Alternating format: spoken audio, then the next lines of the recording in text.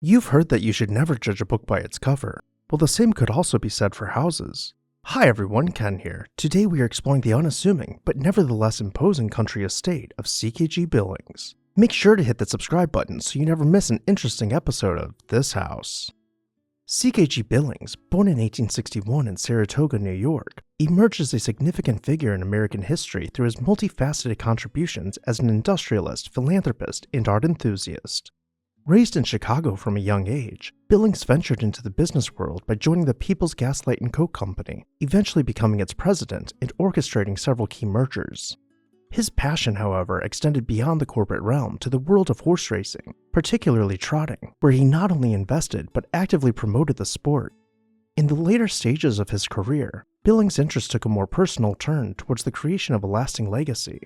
After moving to Manhattan and indulging in his passion for horses through the construction of a remarkable equestrian estate, his vision expanded. We recently covered his Manhattan mansion, which I will link at the end of this video, but for now let's get back to the story of his country house. His ambition of leaving an architectural legacy was realized in the construction of Farnsworth, a grand estate named after his mother's family, located in the serene setting of Locust Valley, New York. Designed by the esteemed architect Guy Lowell in the Georgian Revival style, Farnsworth was not just a home, but a statement of luxury, elegance, and Billings' deep-rooted appreciation for art and architecture.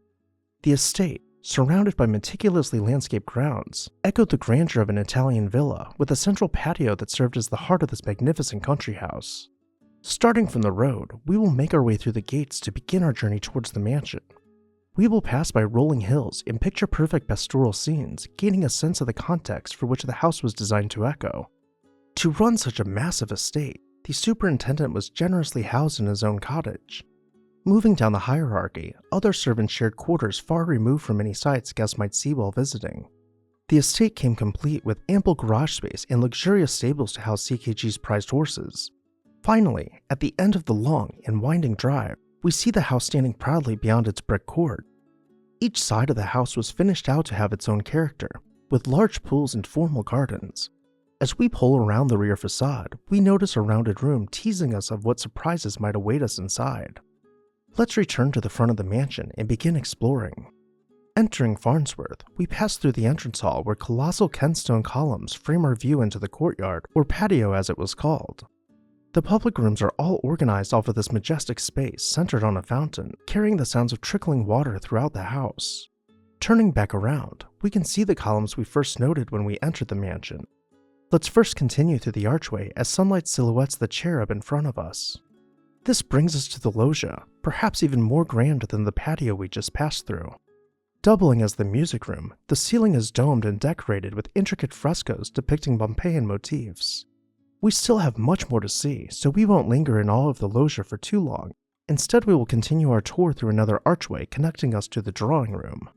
Styled to match the house with Georgian design elements, the drawing room was meant to be a less formal living area.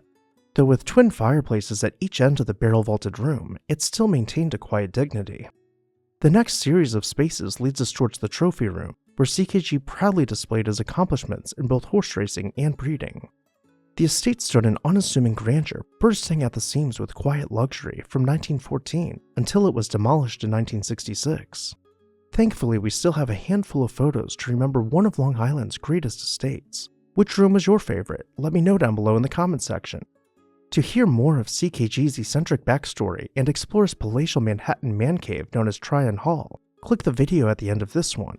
As always, thank you all for watching, and make sure to hit that subscribe button so you never miss an interesting episode of This House.